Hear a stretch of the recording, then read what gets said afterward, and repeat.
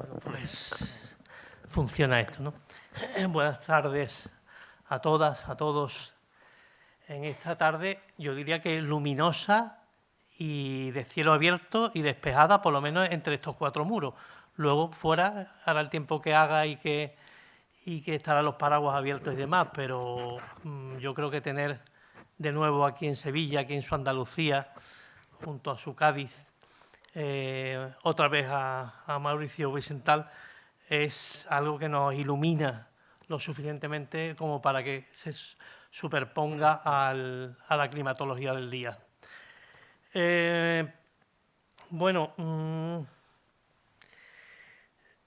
yo creo que la mejor manera quizá de empezar sería... Ustedes dirán, bueno, ¿y este señor quién es? Porque a Mauricio sí se le conoce, pero este señor, y no sé si el que necesita presentador soy yo. No, ustedes. Yo me considero simplemente un comprador de libros sobre el mar, al que lo llaman de la librería. En principio le proponen hacer una presentación allí en la misma librería, en plan muy doméstico, en plan muy íntimo, y accede, pero que de pronto se ve que esto se pone a la altura del autor, y entonces pues empiezo yo a cobrarme. Pero, aparte de anotaciones que yo tengo hecho que puedan servir para dar pie a preguntas y a cuestiones que plantearles, tengo muy claro, después de haber visto sobre todo algunas presentaciones de este libro en internet, que la presentadora era la editora, Sandra, que yo creo que en 4 o 5 intervenciones que tenía no sumaban más de un minuto.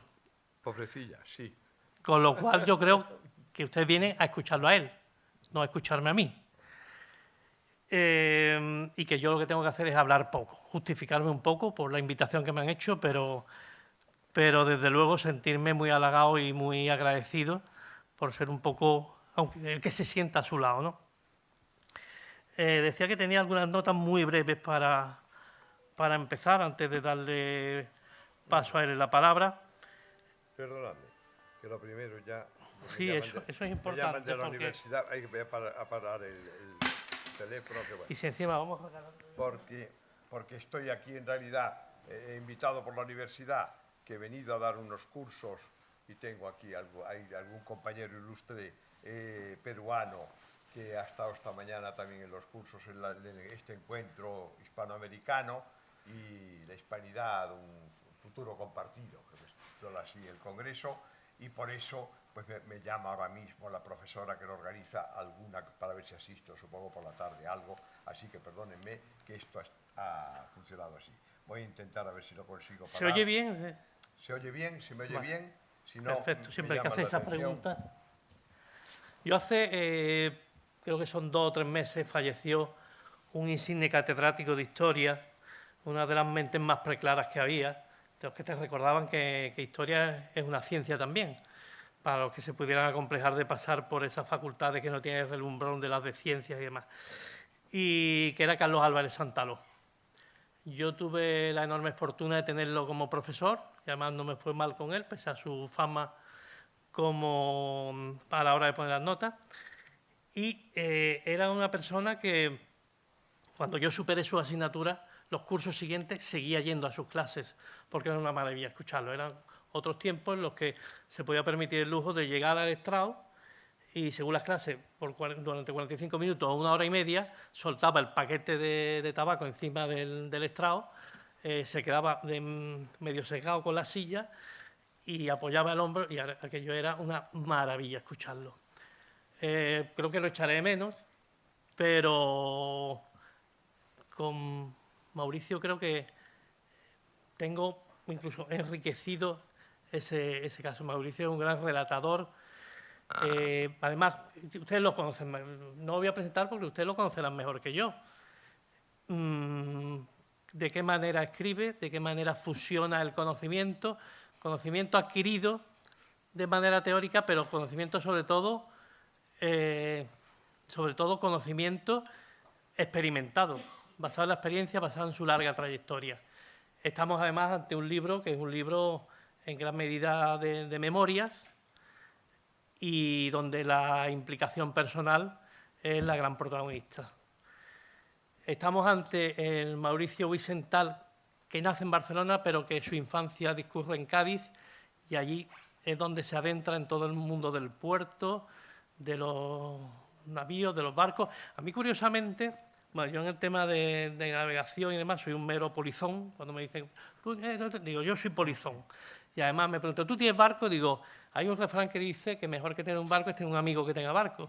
Yo tenía 7 cuñados con barcos, de modo que no me dejé una sola peseta, ni un solo euro, perdón, en tener uno.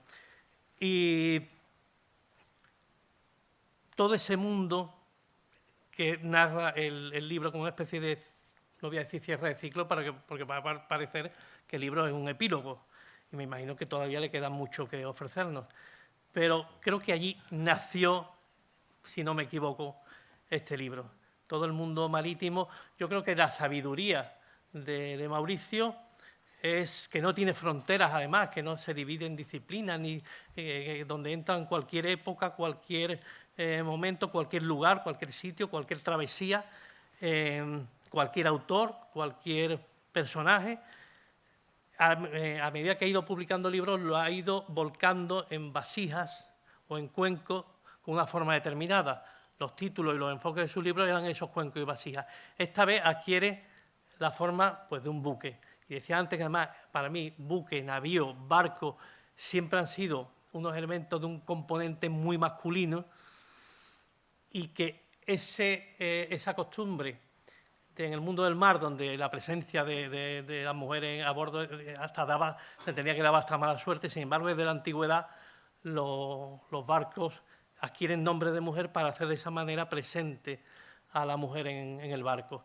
Pero yo creo que llega en su momento de exquisitez. Bueno, lo sabemos de los barcos de Colón y de los barcos que ha habido durante toda la historia marítima, pero que alcanza su momento de exquisitez con la época de las reinas del mar, con esos transatlánticos a los que uno se traslada de una manera que, porque es un mago de los sentidos, además, cómo juega con los sentidos, que nos lo traduce.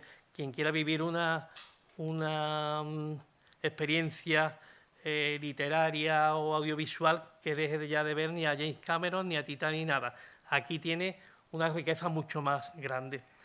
Entonces, pues ese sería el inicio, ¿no? Un poco esa forma en la que esta vez Mauricio Wiesenthal, todos sus conocimientos, toda su experiencia, todos sus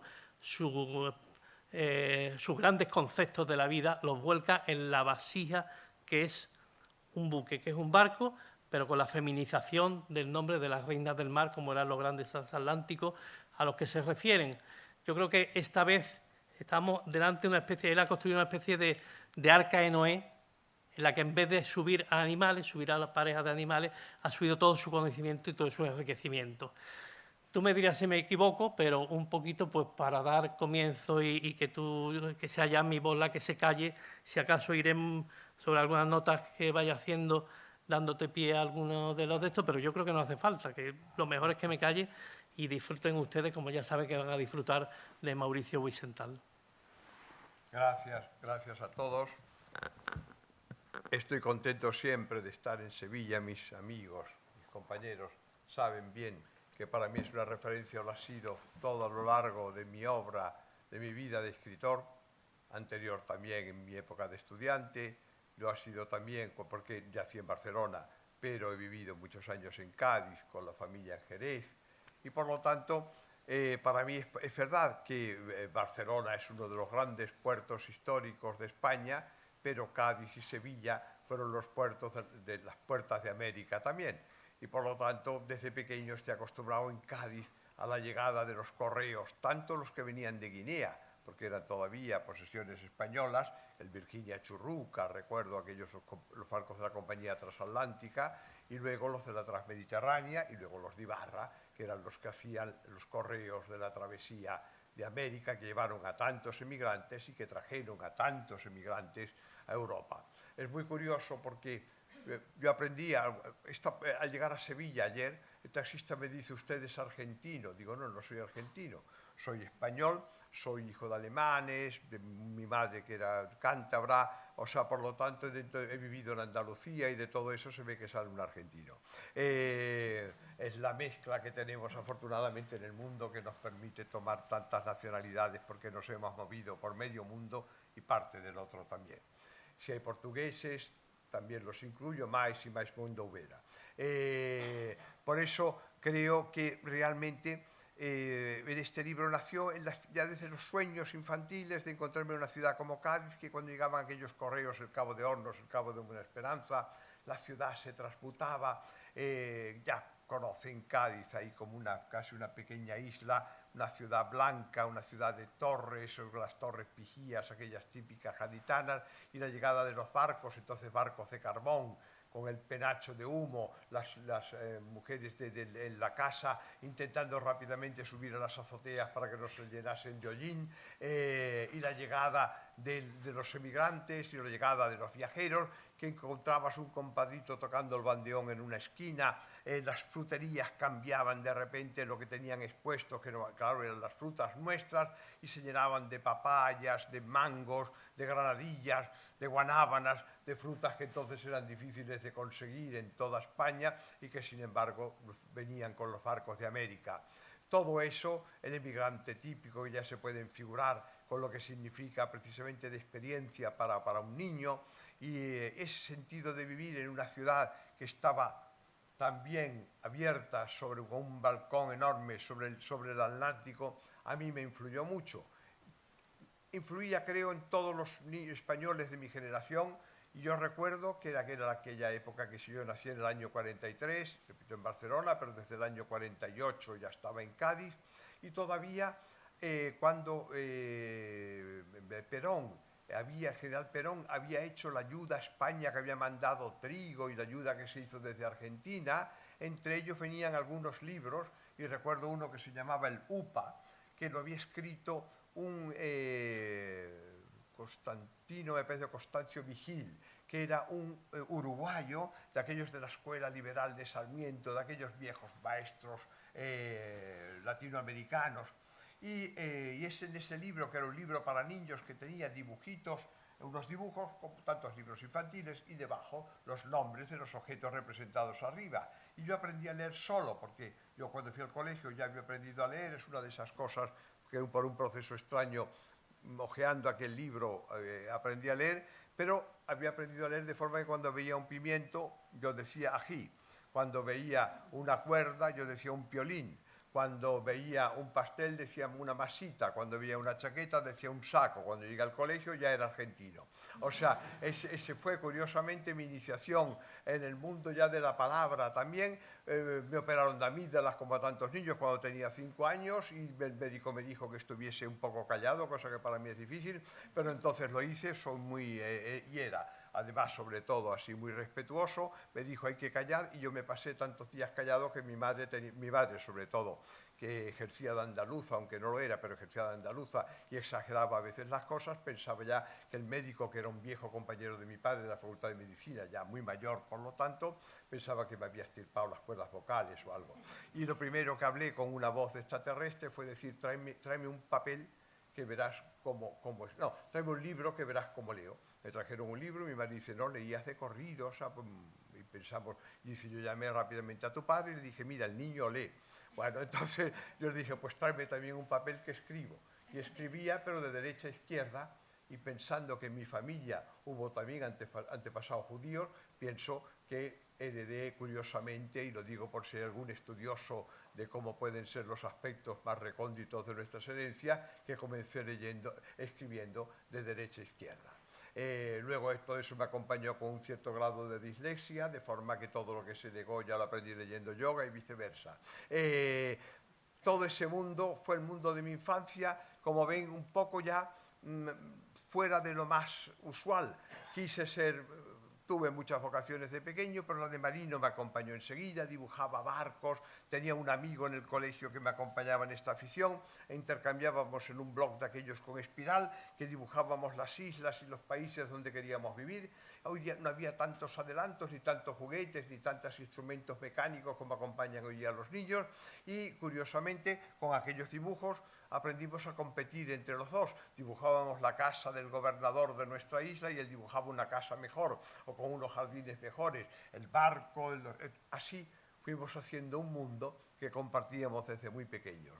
Todo eso iba acompañado siempre de mi vocación de ser misionero, de mis lecturas disléxicas, porque formó parte de ese... me daban en casa me decían, puedes leer todos los libros que están abajo en la biblioteca de mi padre, que están a tu altura. Yo esperaba, claro, es lógico que se fuesen mi padre y mi madre de casa, rápidamente cogía una escalera y me encaramaba a ella a toda velocidad para ver qué palabrotas había escritas en los libros de Voltaire o de Nietzsche, que mi padre me decía, esa parte de arriba no te interesa. Y así, ya digo, con esa urgencia, con el miedo que me descubriesen, y con eso fui haciéndome títulos de libros incluso, que luego, mira, hoy día creo más en los títulos que me inventé que los que tenía. Leyendo a Jack London, leí La revolución ha llegado, que lo detenga quien pueda. Yo leí La revelación ha llegado, que lo detenga quien pueda, y pienso que el mundo sería mejor si en vez de tantas revoluciones hubiese tenido más revelaciones.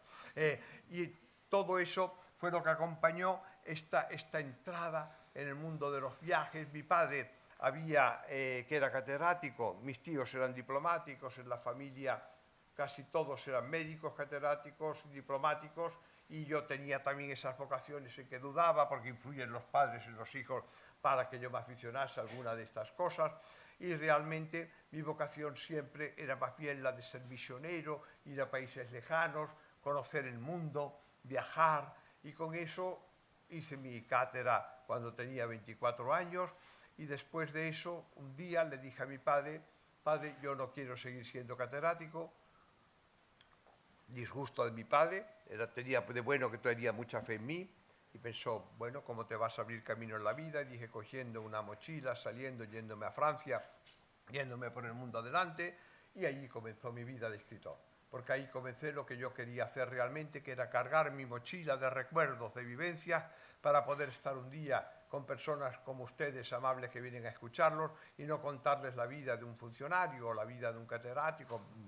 Sin duda, a lo mejor, si uno tiene suerte, que puede ser muy sabio y muy entendido en algo, sino la vida de un escritor, que tuve que abrirme camino de maneras muy diversas. O sea, cuando que llegué a Francia, yo había sido campeón de esgrima juvenil, entonces daba clases de esgrima, pero con el problema que esto era generalmente los que querían que les diesen clases de esgrima eran los muchachos que iban a la escuela militar, y en la escuela militar preferían el sable y la espada más que el florete, que era mi arma, pero aún así me ganaba algún dinero. Un día que había una tormenta infinita en Montmartre, iba con un amigo que había sido editor mío también, porque comenzaba a escribir sobre todo lo que me caía en las manos. Nunca dije que no a un trabajo honrado, es un tema que le propongo a los jóvenes, cuando hoy día veo que intentan entrar por una puerta que figura que es la puerta del paraíso. Yo no la he encontrado en mi vida, y creo que alguien, si tiene mucha suerte, esto es como ganar realmente el premio gordo de la lotería, va a encontrar una puerta que lleva al matrimonio feliz,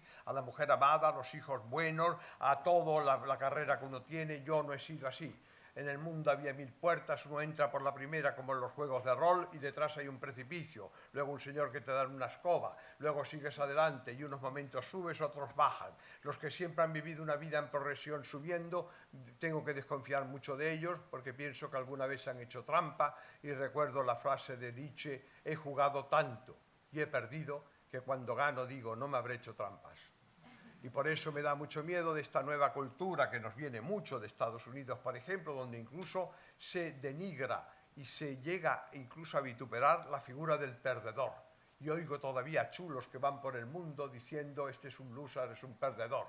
Un perdedor es un hombre que seguramente ha jugado de la manera más bella y ha perdido. Y eso me acostumbré ya también desde los tiempos de colegio a hacer una cosa que mi padre me reñía porque le parecía que iba a ser de perdedor, y como padre quería protegerme. Y era que cuando veía esto que hoy día llaman tanto del bulismo, de a unos que le insultan porque es el mariquita, el gafotas, el gordo, el que no sé, cualquier cosa de aquellas, siempre eso lo tuve como instinto, que cuando veía a los cobardes, que no eran dos que se pegaban con uno, ya 2 con 1 ya son demasiados, pero luego encima hay todos los cobardes que están asistiendo a la pelea y saltan encima del caído sin saber quién hay debajo, del caído o la caída.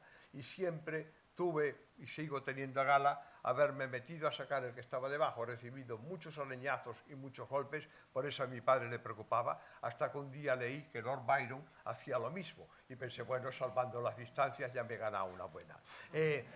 Tengo esa idea de que vamos llevando la cultura por esos términos de la victoria, del poderoso, del grande, de siempre una cultura antiestética porque suele ser megalómana y descomunal. Afortunadamente nací en una época donde las cosas eran más pequeñas, donde el detalle existía, donde la sencillez estaban virtudes y talentos muy bonitos porque eran los de los artesanos, los de la gente que trabajaban con cuidado, y todo eso es lo que he procurado llevar a mi escritura, a mi literatura y a libros como este. O sea, yo te dejo si vayas preguntando porque si no ya ves que me embalo, y si ustedes no, o si yo no toso, que me puede entrar la tos, tengo aquí un caramelo y de todo, es terrible. Es un placer. Todos ustedes saben la densidad nutritiva que tiene la narrativa de Mauricio, como si uno se salta 2 líneas, es que está sufriendo una hemorragia donde pierde una cantidad de sangre que es tremenda.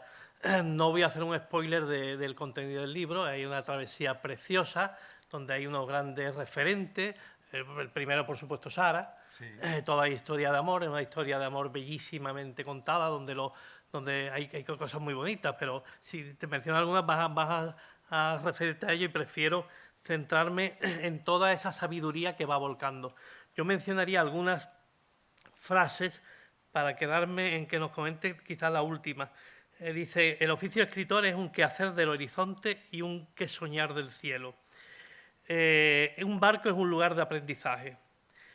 Una travesía es la metáfora de la duración del amor.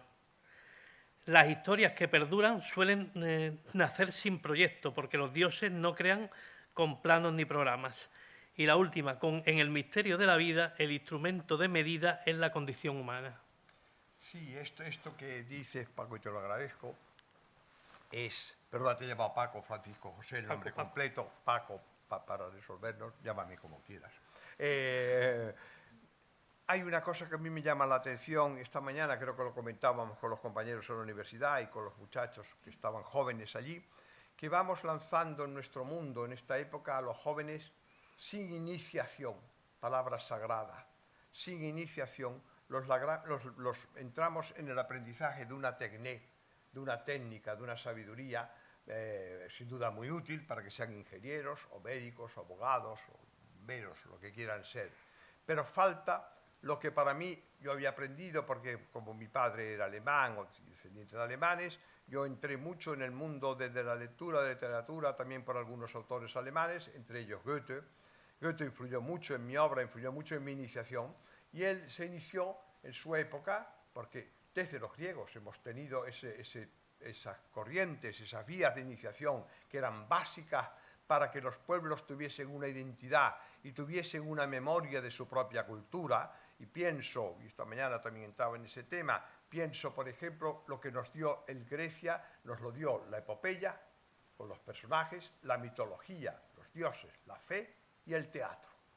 Fueron nuestras grandes iniciaciones al mundo, a la sabiduría. Hoy día casi todas ellas están puestas en crisis. La mitología, porque hay unos señores cuya inteligencia no sé hasta dónde alcanza y no quiero adivinarlo, que me parece terrible, que piensan que la mitología es como un cuento chino que no vale para nada. Ninguno de ellos ha tenido la intención de buscar qué hay en esas figuras de héroes, en esos amores, en esas tragedias, que le permitieron, incluso haciendo el camino inverso, al doctor Freud buscar ahí la condición humana.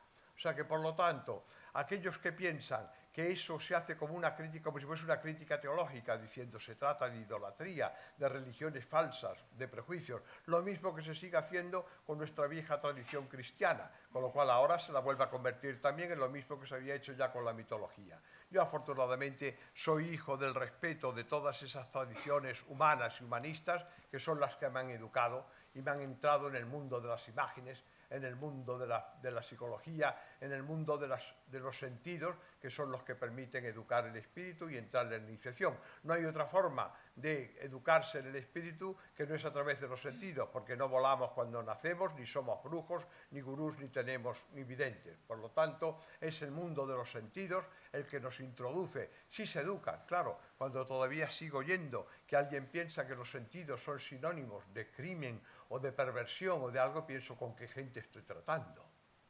Cuando no hay nada más refinado, nada más bello, nada más poético, nada que se sublima de forma más emocionante que los sentidos, incluyendo el amor.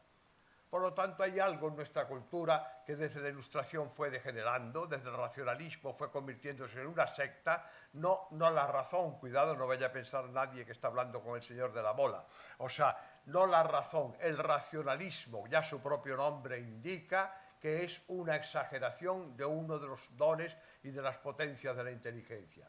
Existen muchas otras formas de conocer, desde la intuición a los sentidos, que son fundamentales, y todos ellos están sometidos a nuestra subjetividad. Por lo tanto, nos obligan a no caer víctimas del dogma y no creer que ninguno de ellos, es lo primero que aprende un científico, es una verdad absoluta, porque al cabo de un poco tiempo se demuestra que había otra vía y que era mejor. Por lo tanto, yo me eduqué poco a poco y me lancé a conocer la vida, a conocer el mundo, conocí actores, tuve que cantar en los cafés para ganarme la vida, canté en los barcos, con eso me pagaban los viajes, he hecho muchas cosas, he hecho teatro, he dado clases, como es lógico, hice enología, aprendí a catar vinos, he dado clases a los enólogos, he hecho de todo lo que se me presentaba delante, que invito a los jóvenes que hagan eso, porque el camino es rico, el camino es de disfrute, el camino de enseñanza y de aprendizaje va unido, y eso es una maravilla. Todavía cuando hace unos meses, o un año ya quizás, recibí una carta de África, abrí el sobre y veo en un papel cuadriculado y veo una carta que está escrita con mi letra. Miro y pienso qué carta tan extraña he escrito yo, y cuando me di cuenta la letra mía no es mía, es la de un alumno al que yo había enseñado en una misión en África, era Abidjan, creo que era, o Ouagadougou, en algunos pueblos africanos, en una misión de los Padres Blancos, donde pasé unos meses, cogí una epidemia de cólera, teníamos que vacunar a los niños, ir a buscarlos en mitad, a veces cuando en la época de lluvias, en mitad de la selva. Bueno, el resultado es que eso significó para mi vida una buena iniciación, y este muchacho me escribía dándome las gracias porque yo había sido su maestro y le había enseñado a escribir, a leer y a escribir. Todavía me emociono más pensando que un solo muchacho pueda yo haberlo enseñado, o muchacha, que hoy día es más importante porque hay países donde las muchachas no quieren que lean y escriban. Entonces, un solo muchacho o muchacha que yo haya enseñado a leer y escribir vale más que toda mi obra, todos mis libros, y yo soy un secundón, pero también de muchos artistas grandes. Por lo tanto, eso es un camino en el que forma parte esa iniciación, en la que yo me eduqué, y por eso están mis libros, esas experiencias, y curiosamente este muchacho firmaba al final, se había olvidado de poner su nombre al final de la carta, y firmaba merci, gracias. Se me ocurrió que en vez de la importancia de llamarse Ernesto, sería bonito escribir una obra la importancia de llamarse gracias. En la carta, en el sobre, sí que había puesto el remite, sé desde dónde me escribía, sé que se llamaba Ernest, y me trajo muchos recuerdos. Él y su hermana, a la que ya en la época eran musulmanes, y la hermana no entraba nunca en la misión, llevaba con sus hermanitos y con la hermanita pequeña, y a ella, la pequeña, sí que la dejaban entrar, y las dejaba ya al lado, íbamos a recogerla, y un día le pregunté a las monjas, le dije, ¿y por qué la niña no viene? Y dijo, no viene porque tiene que ayudar a su padre. Vivimos en un país musulmán y no podemos alterar tampoco las leyes, no hemos venido a eso, hemos venido a ayudar en lo que haga falta, cada uno en sus ideas. Y yo estuve rondando si tenía que ayudar a su padre, cómo podíamos conseguir que la niña, que ella también viniese. La niña vino porque hicimos a su padre, que trabajaba en el campo, jardinero de la misión, y venía entonces el padre con la hija. Pienso que este es el camino de la iniciación, el camino de buscar, el camino de aprender. Es ese que me llevó finalmente también a los barcos, porque cada vez que tenía, ya con mi padre, cada vez que tenía que dar una charla en América, donde fuese, íbamos normalmente en barco, volvíamos en avión. Le he acompañado tantas veces, mi padre que vivía en Cádiz, además había como sabía idiomas, muchos idiomas, entonces había cogido la representación de los marítima de los seguros marítimos, y con eso estábamos siempre en relación con los grandes barcos que llegaban a Cádiz o que llegaban a Gibraltar, y eso nos permitía saber las fechas en que se partían para América y hacer los viajes con ellos. Es una maravilla cruzar el océano, normalmente los viajes ya se hagan por el Atlántico Norte, cuando íbamos a Southampton, y de Southampton a Nueva York, a Miami, y seguíamos luego si teníamos que ir a algún otro sitio, pero si no, pues, por el Atlántico Sur, yendo desde Canarias hasta Recife, hasta Río de Janeiro, hasta Buenos Aires, hasta Montevideo. Los viajes en barco son, desde luego, una de las cosas que invito a los barcos, no los cruceros. Me da mucho miedo porque hoy día la gente, no los cruceros, no tengo nada contra ellos y me parecen muy divertidos, el que quiera pasar unos días de fiesta en un hotel de lujo. Pero tengo siempre mucho miedo porque no los veo tan iniciáticos, porque para divertirse no haría falta ir a un crucero, también se puede uno divertir al lado de casa en una discoteca, si uno que va es uno a bailar. Los viajes transatlánticos tienen de bueno que se aprende a conocer el mar. Y el mar es realmente, cuando decíamos, una escuela de iniciación, porque no tiene fronteras.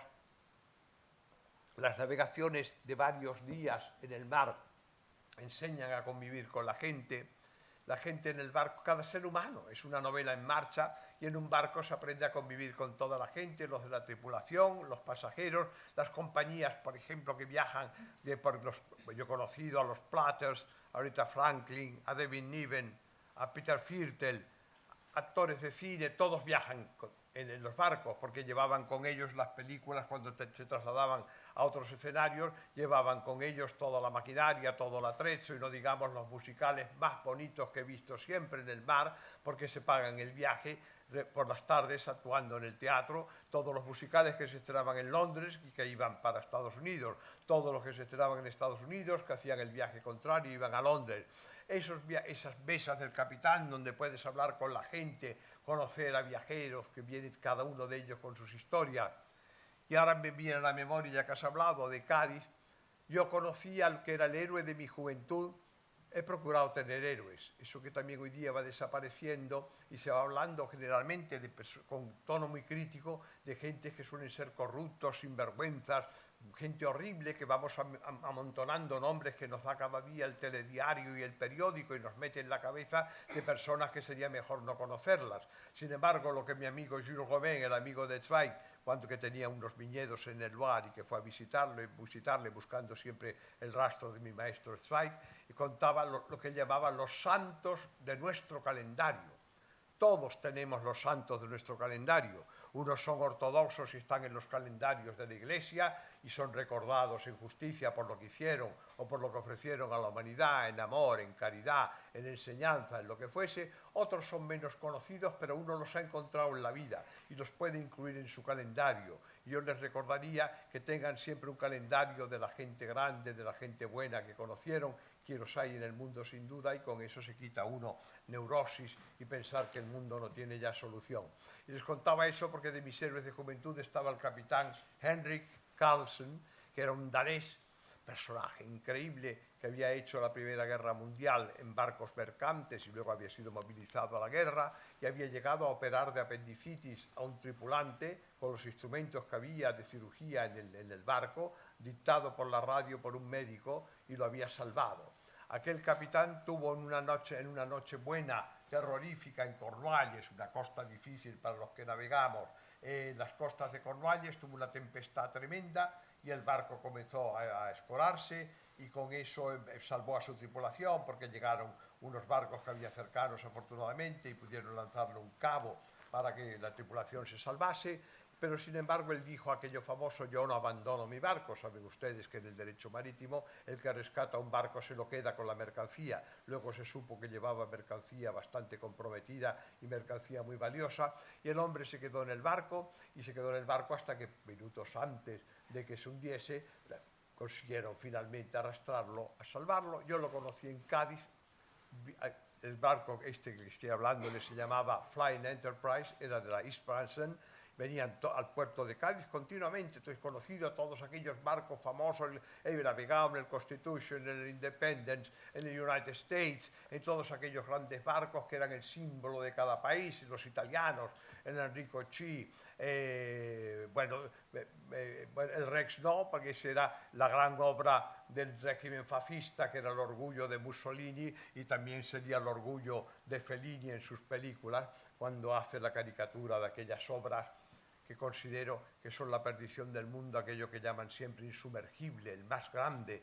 Todavía tenemos esa manía, que les decía antes, de no mirar el detalle y de hacer una cultura de megalomanía. También en los barcos, cada vez más grandes, cada vez más terribles, cada vez se pierde una de aquellas moles enormes. O sea, yo recuerdo todavía barcos que eran bonitos de convivir porque conocías a la gente y porque tenían unos tonelajes que eran todavía de una dimensión que uno podía habitar. Y les decía eso porque cuando se habla de la tragedia del Titanic, por ejemplo, y se decía, es un barco insumergible. Yo si leo en un periódico que algo es insumergible o que un avión no se caerá nunca, ya no me montaré en él jamás.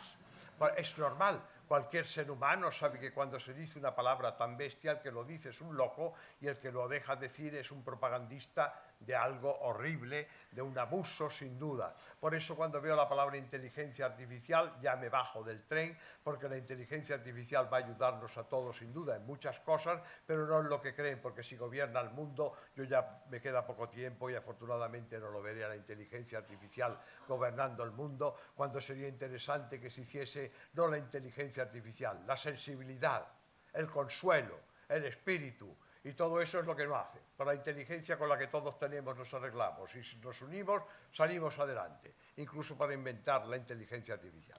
Por eso creo que hay unas medidas en la civilización, en la cultura, en el buen gusto, en la belleza, en la estética, que son fundamentales y por eso me enamoré del mundo de los viajes, de los barcos, donde encontraba en los barcos, por ejemplo, la mejor comida, la comida de cada país. Viajaban los chefs que sabían hacer los platos, porque cada país estaba orgulloso de sus barcos insignias y eran un poco el escaparate, la exposición universal. Los que se aficionan a ir a la exposición universal y vienen a Sevilla o van a Canadá o se van a Estados Unidos o a China, donde sea, pues si se montan en un barco, los barcos aquellos de época eran el escaparate mayor de la artesanía, de las obras de ingeniería, de todos los adelantos que podían tener, que podía tener cada país. Y por eso he tenido siempre esa afición de aprender en los barcos todo lo mejor que ofrecía el mundo y los países al ritmo lento y acunado del mar, que para mí era tan agradable.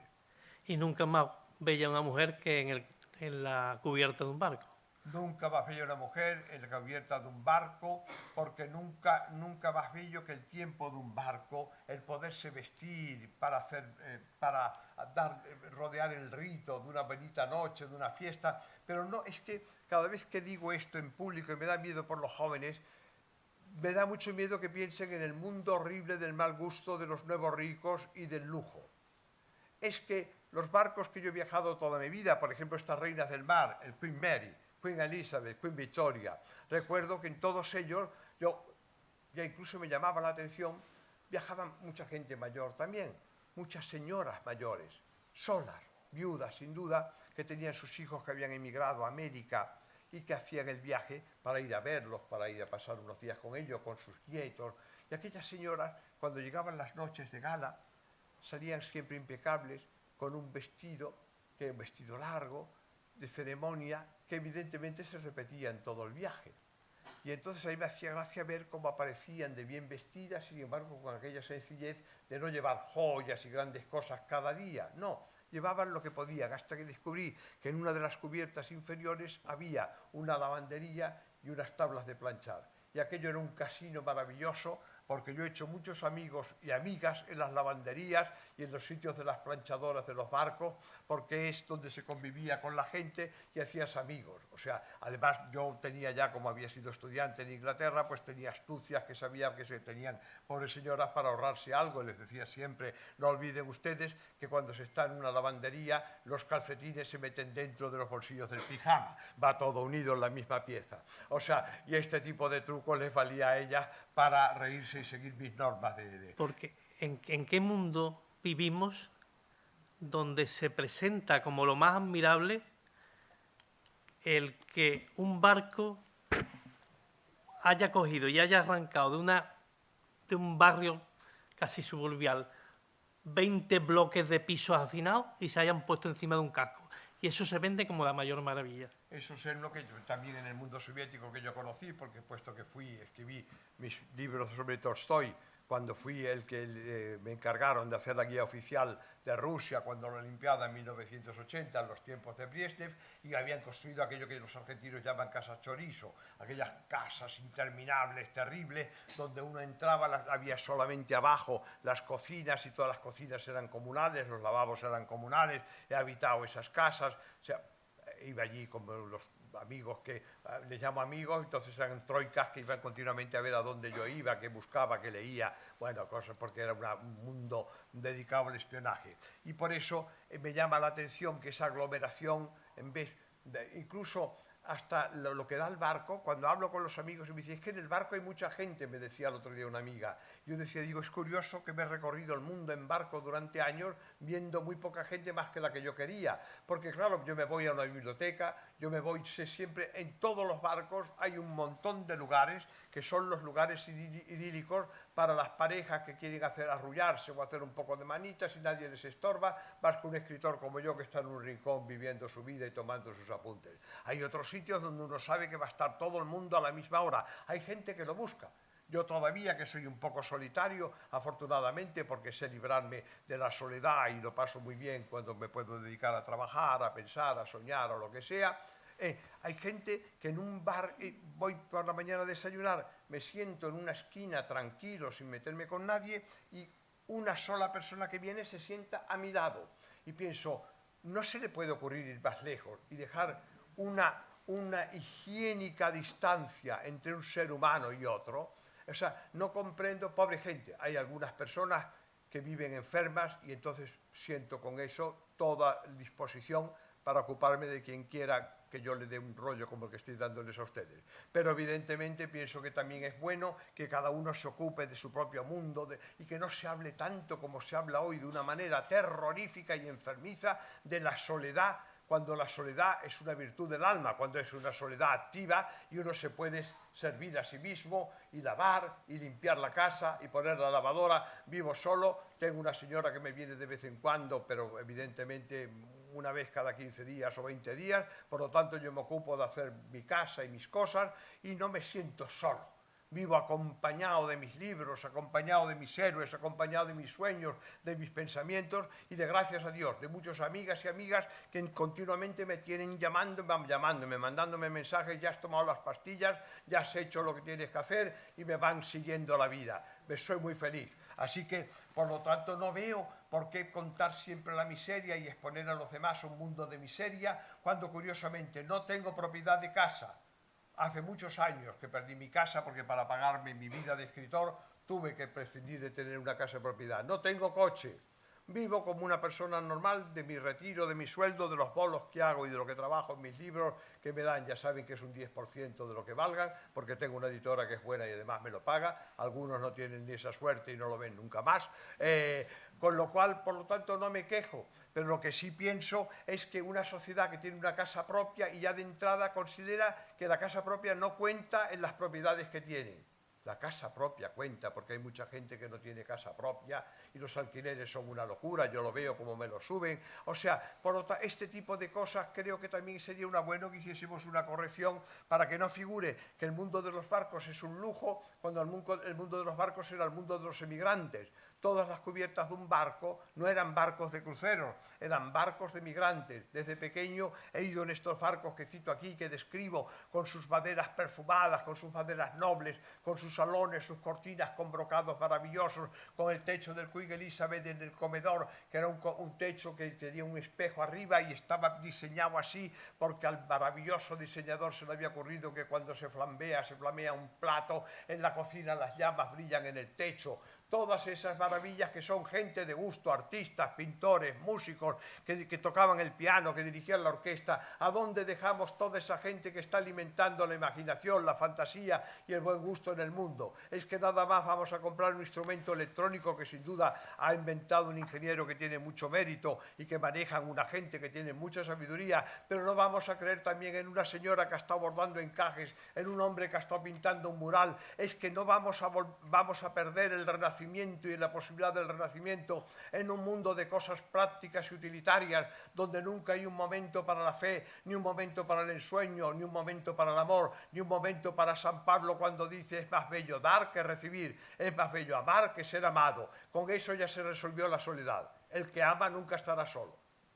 Pienso que muchos de los que dicen que están solos es porque nunca han encontrado a una persona que sale de una residencia para ayudar a llevar la silla de ruedas. Nunca han encontrado unos niños para enseñarles a leer o a escribir. Nunca se han sentado en un parque donde hay una niña en peligro porque hay un individuo raro que pasea y han estado atentos a lo que pasa con aquellos niños que juegan.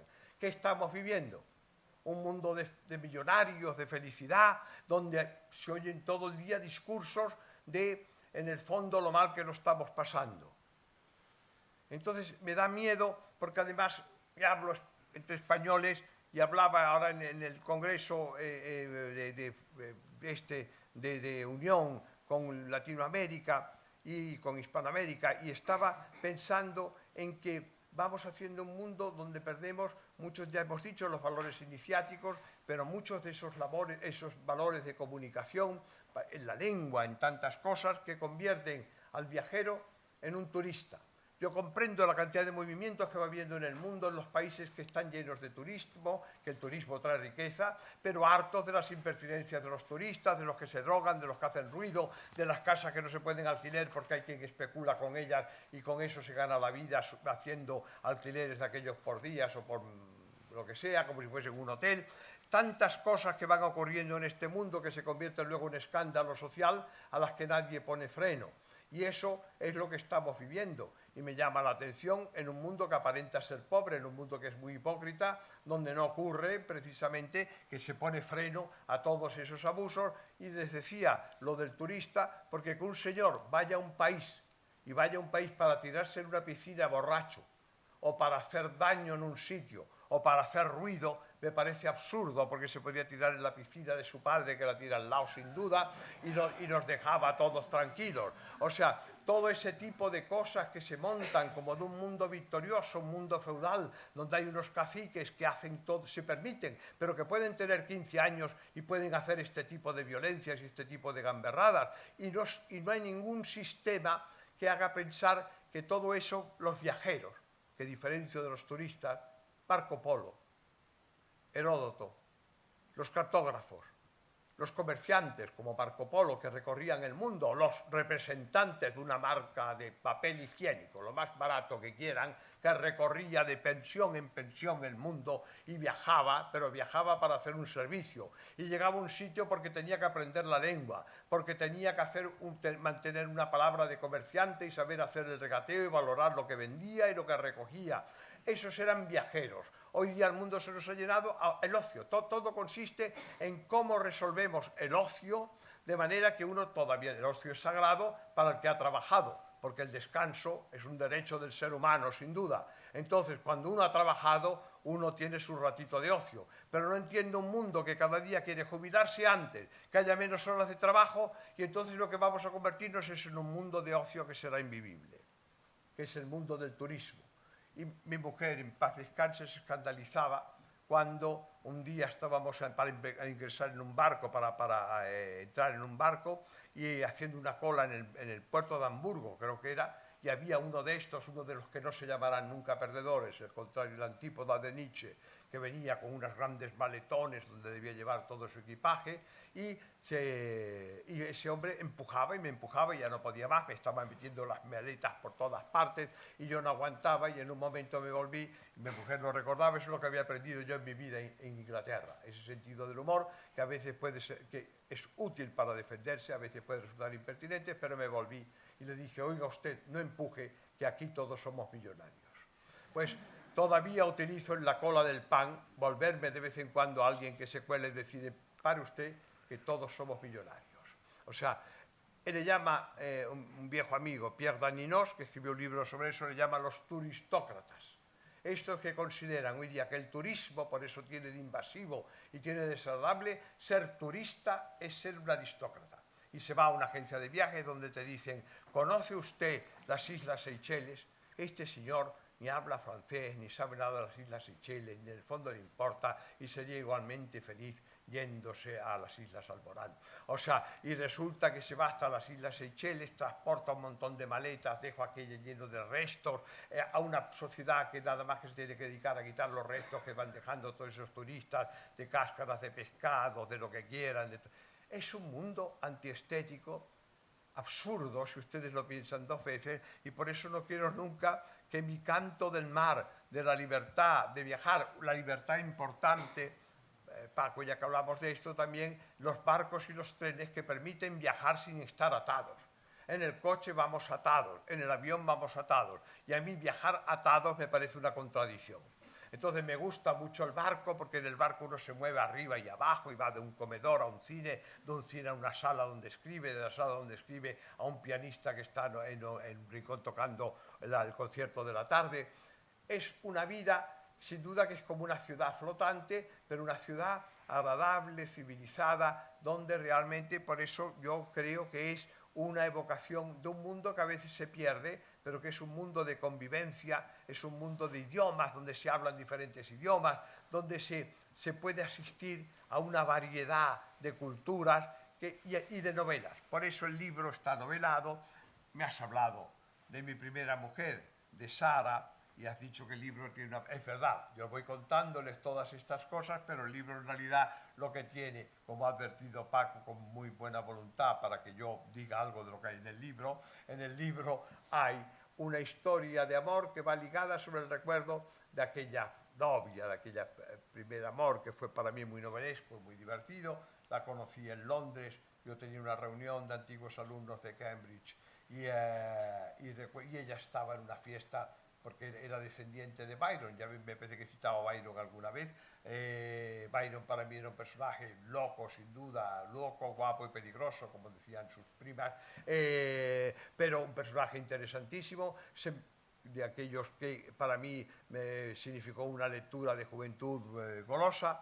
Y la conocí a ella, que era descendiente de la familia Melbourne, era descendiente, como todos ellos, descendientes de los Estuardos, vivía en un mundo aristocrático inglés que es muy curioso de conocer, y sobre todo lo que tenía eran unas plantaciones en la India, porque sus antepasados habían sido todos ellos destacados en la India. Todavía de vez en cuando, y no me la he puesto, me pongo la corbata con los colores azul y dorado de la caballería ligera de Assam, que era de sus antepasados, de los que lo habían servido en esa caballería.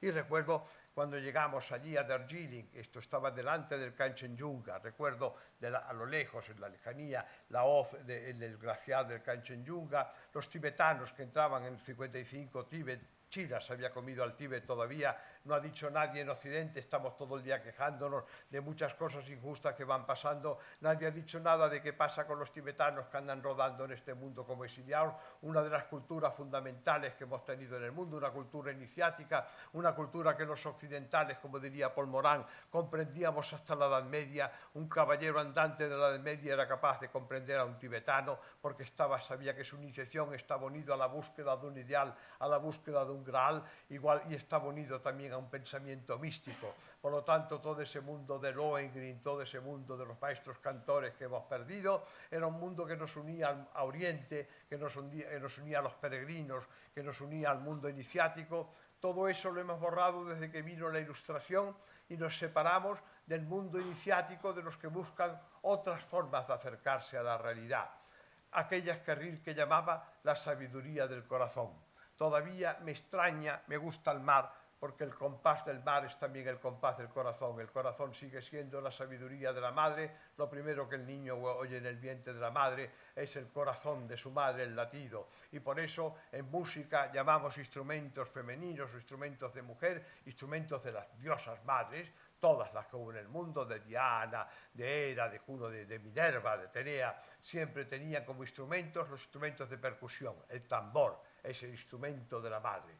Es el sonido que nos hace a todos todavía en una orquesta identificar el ritmo, identificar la cuenta exacta. ¿Cómo puede haber bárbaros que nos han dicho que el corazón es el instrumento del capricho, de la perversión, de la locura? Pero algunos de ustedes, yo soy una víctima de un infarto de miocardio y sé lo que significa una fibrilación. Sé lo que significa cuando el reloj del corazón pierde su compás. Eso sí que es la muerte. El corazón que nos da la vida, que nos da nuestra madre y que oímos ya en nuestra madre, es un reloj, es una pauta, es puro ritmo. ¿En qué cultura estamos entrando? ¿En que un falso científico, alguien que no sabe hacer en la ciencia ni por asomo lo que es la experimentación, el rigor, la cautela, la falta de dogma y de sectarismo que tiene que caracterizar a un científico, que es lo primero que aprende es el riesgo de cometer un error, y que en todo trabajo científico, en toda investigación, hay un montón, llega un momento en que uno con el análisis no puede estar analizando toda la vida, llega al paso que es la síntesis, y cuando está en la síntesis tiene que tirar un montón de operaciones y páginas, y en ellas suele estar el premio Nobel. Hay uno que una de esas páginas no la tiró y es la que llevaba al camino de la fama o de la inmortalidad, como ustedes quieran llamarle, o del servicio a la humanidad. Y uno a veces ha ido pasando por muchos momentos de la vida que nos ha tirado la papelera. Esa es la falta de corazón la que nos ha llevado en ese momento a no tener la intuición, el olfato, la vista, la experiencia y la cautela, la iniciación para saber lo que vale. Por lo tanto, yo me eduqué todavía en una época donde, cuando estudiaba en Suiza, en el Politécnico, y mi familia, puesto que he tenido allí mis tíos que eran diplomáticos y mis primos que estudiaron en el Politécnico, uno de mis primos ya más mayor estudió con Einstein, yo llegué todavía a conocer las conferencias de Heisenberg, y saben ustedes que uno de los principios de la ciencia fundamentales es el principio de incertidumbre, la constante de incertidumbre. El que no tiene una constante de incertidumbre que se debe al instrumento de medida, si un científico tiene que tener siempre, corregir los errores que se deben al instrumento de medida, ¿cuánto más lo tenemos que corregir nosotros, los humanistas, nuestros instrumentos, los abogados, los jueces, nuestro instrumento de medida a los demás, cuando somos nosotros el instrumento de medida? ¿Alguien se ha mirado por dentro el estado en el que está cuando está juzgando afuera? Eso es la ciencia. No figurar que uno tiene un dogma y declara que ese dogma es universal, obliga a la gente a seguir el dogma y al cabo de 6 años dicen, no, no era así, tienen que tomar ustedes otro camino, porque resulta que cuando le dijimos que el azúcar es malo para que sea diabético, el azúcar es malo en exceso, como todo, pero el azúcar hizo también, saben ustedes, los glúcidos fueron el principio por el que el primate fue desarrollando también el cerebro y chupaba por eso la savia de las plantas. O sea que todavía escucho ahora de vez en cuando en la radio, en la televisión, algo que dice esto no tiene química. Oiga, química tiene todo, química es la tierra, química es la sustancia. ¿Qué está usted diciéndome que esto no tiene química? ¿Qué significa que no tiene química? O sea, el destino de la naturaleza, me da mucho miedo del naturalismo, otra de las cosas que hay, que claro, en este mundo que yo hablo, que es un mundo de sentidos, de estética, de maneras diferentes, pues va contra ese día que tenemos hoy día de que la naturaleza es como Dios, es la perfección. La naturaleza, señores, ¿cuántas enfermedades no conocen ustedes que son desviaciones terribles de la naturaleza? Yo que soy enólogo, y si aquí hay algún enólogo, sabe que el destino del mosto es convertirse en vinagre. Para que el mosto no vaya a vinagre, hay que corregir siempre que no esté la bacteria acética, y por lo tanto hay una disciplina continua de corrección de la naturaleza. Para que estemos sanos no podemos abandonarnos a la naturaleza. Tenemos que abandonarnos a la sabiduría. Por algo es importante que los seres humanos estemos en el mundo, porque corregimos las terribles desgracias que provoca la naturaleza. Un terremoto que es, luego dicen que hay un dios volcánico que se ha cargado a media humanidad y a unos niños, o una inundación que ha dejado a un pueblo sin comer, o una sequía. ¿Eso es la naturaleza o qué es eso? Es verdad que nosotros en el antropoceno vamos haciendo que eso, no estoy negando que haya que cuidar la naturaleza. Solo digo que hay que cuidarla con inteligencia, con humanismo, con sabiduría. Y que la naturaleza se cuida también haciendo puentes, haciendo pantanos, haciendo presas, haciendo regadíos. A ver si estamos predicando un mundo y de idolatría, un mundo en que unos dioses ancestrales gobiernan el mundo en un panteísmo donde viene la felicidad. ¿Y qué panteísmo es ese? Que luego dirán que ese dios volcánico no gustaba. Yo he conocido en los mares las tremendas tempestades, entonces sé lo maravilloso que es que unos ingenieros hayan construido unas naves capaces de surcar con unos motores que son poderosos esos mares enfurecidos. Y eso significa progreso, porque significa comercio, comunicación, culturas que se comunican, razas que se ven. ¿A qué mundo aspiramos? A un mundo tribal encerrado, donde vamos a estar todos bailando en torno a una hoguera. Cuando hemos tenido que progresar tanto, no neguemos, claro está, precisamente lo positivo de la ciencia, pero convirtámosla en una ciencia controlada para el hombre, una ciencia social, higiénica y que nos permita progresar con ella. Eso me asusta de todas estas ideas que hoy se reparten gratuitamente por el mundo y no sé realmente a dónde vamos a llegar porque he conocido este mundo que era un mundo de civilización, de cortesía, lo llamo en uno de los capítulos, la hora de los guantes blancos, era la hora del té en los barcos, fundamentalmente los ingleses, pero los franceses, italianos o españoles también, cuando con el rito de servicio se escanciaba el té, se servía a la temperatura exacta, los aromas, los sabores. Les contaba que mi viaje de bodas aquel consistió en llegar hasta Darjeeling, aquello estaban las plantaciones de té, que eran plantaciones fabulosas donde se recogía los primeros frutos del té y era realmente una maravilla convivir en aquellos mercados, entre aquella gente, creamos escuelas, hicimos creo bastante labor en aquel mundo donde también había tiempo para la poesía, en aquel nido del viento, porque así se llamaba la casa, había tiempo para escuchar las banderas de oración cuando temblaban en el viento, las trompetas del templo cuando tocaban, también los momentos, rezar el Om de la paz, de las plegarias, y en aquel mundo había siempre un mundo civilizado, sencillo. Si ustedes han estado en la India, en el Tíbet, en estos sitios, en la India, que hoy día es fácil ir, o sea, encontrarán allí aquellas mujeres del pueblo que llevan los saris más bellos que puedan haber visto nunca en el mundo, que llevan las ajorcas, los pendientes más sencillos pero más bellos que haya, y donde cualquier oración se convierte en una lluvia de candelas que van navegando por el río y que rezan solo con su movimiento. Un pueblo que piensa, una civilización que piensa que la oración es seguir con un pensamiento el fluir de un río, es realmente una civilización superior y no para destruir, como hoy día intentamos hacer.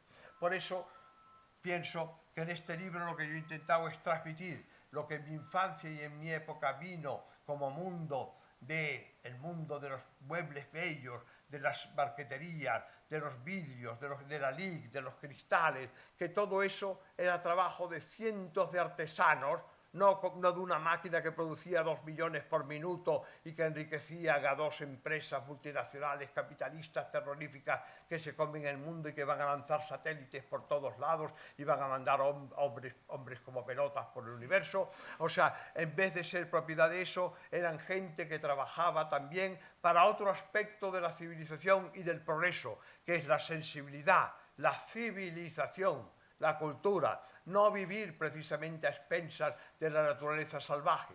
Por eso creamos la civilización. Todavía soy un hombre que disfruta tremendamente de la naturaleza, pero soy hijo de este mundo atlántico, mediterráneo. He vivido tanto en Andalucía, vivo en Cataluña y me gustan nuestros pueblos, con sus casas blancas, con su higiene, con caminos que cuando uno anda no se encuentra a un lobo, ni a un tigre, ni a un animal feroz que te destruye, sino donde un niño puede ir a la escuela sin tener el miedo que una serpiente pitón lo coja.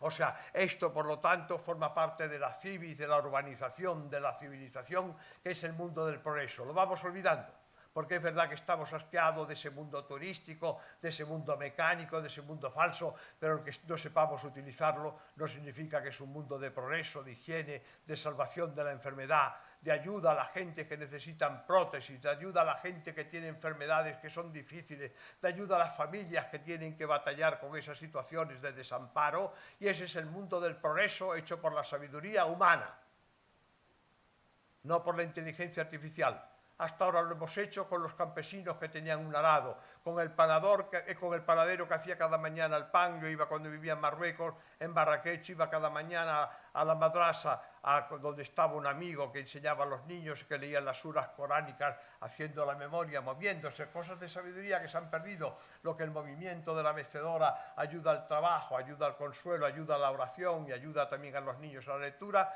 Y como he tenido siempre la idea de que para que un niño bien lo primero que hay que darles de desayunar, llevaba cada mañana mis roscas de pan y les iba repartiendo bismillah, bismillah, bismillah, en el nombre de Alá, el pan. Todavía me recuerdan cuando algunas veces voy a Marruecos, algunos me recuerdan haberme visto cuando de pequeño estaba estudiando y recitando las suras, que yo llegaba con el pan.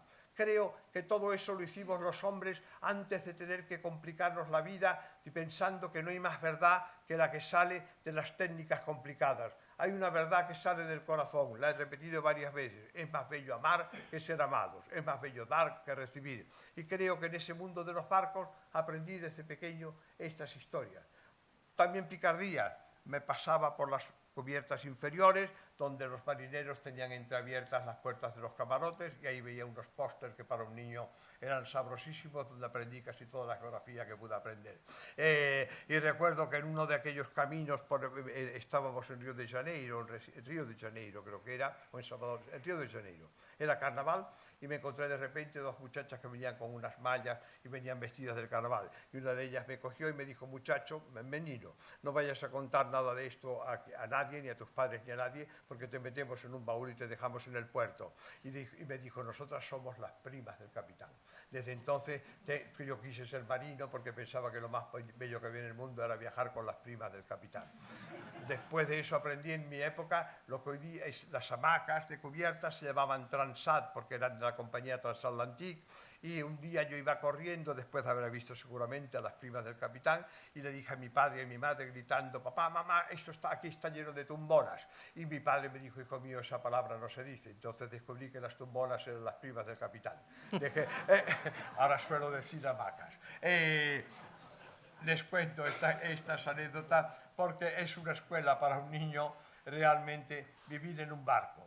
Y les pienso que todas esas aventuras son las que a mí me iniciaron más que la universidad. Puedo decir, como aquellos discípulos de Zweig a los que conocí, aprendí más en estos lugares de lo que pude haber aprendido en la universidad, que sin duda fue mi escuela, fue mi base, pero en el colegio estudié en Suiza, en Fribourg, también estudié en España, estudié en Cádiz y he estudiado en tantos sitios, pero en Friburgo estudié en la Ville de Saint-Jean y lo cuento ahora porque para mí fue el principio quizás de mi vocación literaria, porque estudié en el mismo aula donde 50 años antes había estudiado Antoine de Saint-Exupéry, el autor del Principito, que ustedes conocen bien. Y recuerdo que mis maestros, esto era una cosa muy importante de la educación francesa, que creo que lo perdimos, en Inglaterra también se utiliza, lo perdimos en España. Cuando hacíamos una redacción no hablábamos de la inteligencia o del estilo de Cervantes, nos ponían l'esprit de Wilde, l'esprit de Chanel, l'esprit de Sacha Guitry, el espíritu. Es que estamos olvidando, lo voy repitiendo esta mañana, lo he dicho en la charla que teníamos entre los alumnos y compañeros de América, de Historia de América, vamos perdiendo una figura importante de la cultura, que cuando les he dicho que no creo en el racionalismo como exageración de la razón, del discurso racional, exclusivo para conocer, cuando existen otros dones en nosotros, les he citado el corazón que llamaba Rilke, sería más preciso si le llamase el espíritu. El espíritu es algo que fijaos que incluso en la teología de todas las religiones y de todos los pueblos forma parte del mundo del consuelo, son los dones del Espíritu Santo. El consuelo, la fortaleza, el amor, la ciencia, la sabiduría, eso lo hemos perdido. Curiosamente, en nuestra, vamos a llamarle mitología, no tengo ningún problema, llámenlo ustedes como quieren, yo soy un hombre de fe y no me importa el nombre que den a mi fe, sé lo que puedo hacer con mi fe, no me importa el nombre que le den. Entonces, en el mundo nuestro de la fe, había la Trinidad con las figuras del Padre, el Hijo y el Espíritu Santo. He sido montañero y siempre saben ustedes que en una excursión tienen que ir 3. Si uno tiene un accidente, uno se queda a cuidarlo y otro va a pedir ayuda. Entonces 3 había ya en todas las sabidurías, la Trimurti, la Trinidad, en la que había 3 personajes, uno y otro que actuaban, discutían o hablaban, y un tercero que oía y era el testigo, era el testimonio de todo. Curiosamente, hemos pasado el Pneuma, Spiritus, lo hemos pasado el Geist, el alemán, nosotros lo hemos pasado en nuestro idioma al masculino, el espíritu en las traducciones de la Biblia, porque en castellano, en español es masculino, en hebreo, que es donde provenía, era la espíritu, ruaje, femenino. Entonces es curioso que incluso cuando buscamos una presencia femenina en las formas básicas de entendimiento del mundo, está la figura que debe ser un resto de que nuestras primeras figuras teológicas, las primeras teofanías, estaban formadas por una madre, una diosa madre, es evidente que fue anterior a todos los dioses padres. Y eso ha quedado luego en las teologías antiguas de iniciación, de cultura, de inspiración, de sabiduría, ha quedado en la figura de la espíritu. Es importante, son estas cosas que se pasan por alto cuando se lee. Yo como escritor les llamo la atención los géneros en las palabras. Cuando Nietzsche dice que la luna es un monje, a mí que soy español se me ocurre que la luna es una monja, pero en alemán es masculino, para él es un monje. O sea, estamos pensando con palabras y todo eso marca nuestro pensamiento, nuestra poesía. Esto ha dicho Paco al principio, que las reinas del mar, en el mar, los que somos aficionados al mar, hablamos siempre de la mar, pero la mar en singular, no decimos las mares, es como la amada. La amada es una, no son las amadas, entonces alguna de ellas no lo es. O sea, es la amada, es el femenino, es la mar, y por eso le llamé también en homenaje las reinas del mar, por aquellos barcos que tenían nombres de reina, que se movían en la mar, que se movían entre temporales, que eran prodigios de la belleza, de la elegancia, de la fiesta, de las canciones. He cantado tantas canciones maravillosas en los barcos que me vendían ahora zambas argentinas. En los barcos rusos me contrataban para que cantase canciones francesas. En los barcos franceses, canciones rusas. O sea, me he dedicado a ir cambiando las nacionalidades de las canciones, de la música, de un país a otro, y por eso me gusta hablar de estos recuerdos. Pues muchas gracias, Mauricio. Hay que ir terminando. Yo con el libro me lo he convertido en una especie de rayuela para ir y venir. Tiene su fin, pero también le doy otros fines. Tiene un montón de, y perdón la expresión, de momentos estelares, pero enlazando con lo que acabas de decir, yo creo que la manera de terminar sería en la página 335, cuando dice: la mar, nada más que el mar y no pensar en nada. Es así, pero sentir. No pensar no significa quedarse en el muermo absoluto, en el pantano. Sentir, que sintiendo se piensa. Es lo que Rilke llamaba la sabiduría del corazón, y yo he intentado llamarles el espíritu. Es el gusto, es la belleza, la comunicación que nos da el amor, la comunicación que nos... Hay una cosa, y acabo con ello, que si ustedes no quieren otra cosa, claro está, que me recuerda, y lo he citado hoy en la clase por la mañana a los alumnos, que los españoles, me da pena las cosas que vamos perdiendo los españoles de nuestra tradición, de nuestra sabiduría, cuando movimos a nuestros teólogos a Trento frente a la idea luterana de que el hombre se salva por la fe. Los teólogos de Trento, a los grandes teólogos luteranos, que eran muy grandes, dieron músicos y teólogos como nadie. Entonces les pusieron una llamada de atención y le dijeron: cuidado, los hombres y las mujeres no nos salvamos solo por la fe, sino por los hechos, por los frutos. Una fe que no da frutos es sospechosa. Entonces, creo que ese mundo es el que le estoy llamando a reconocer, un mundo precisamente que sea un mundo de consuelo para los demás, de cooperación, de ayuda, un mundo más fácil, civilizado. Educación se llamaba en mi tiempo también. Todavía voy por las calles de Barcelona, ayudo a una señora que va en una silla de ruedas, a un señor que sale de una residencia, y a veces la enfermera me mira con miedo, no vaya a intentar raptarlo, no sé, porque realmente el mundo se ha vuelto preocupante. Hablo con todos los niños porque soy muy niñero, no tuve hijos, pero mi padre me dio la solución de todo y me dijo: hijo mío, hijos tuyos serán todo aquel que un día te llame y te mire y te llame maestro, o que se sienta ayudado por ti. Afortunadamente he tenido muchos hijos, más de los que con mis pobres fuerzas pude haber engendrado. Por lo tanto, es así lo que me llama la atención, que vamos olvidando en el mundo. Vamos olvidando todo eso que va unido al gusto.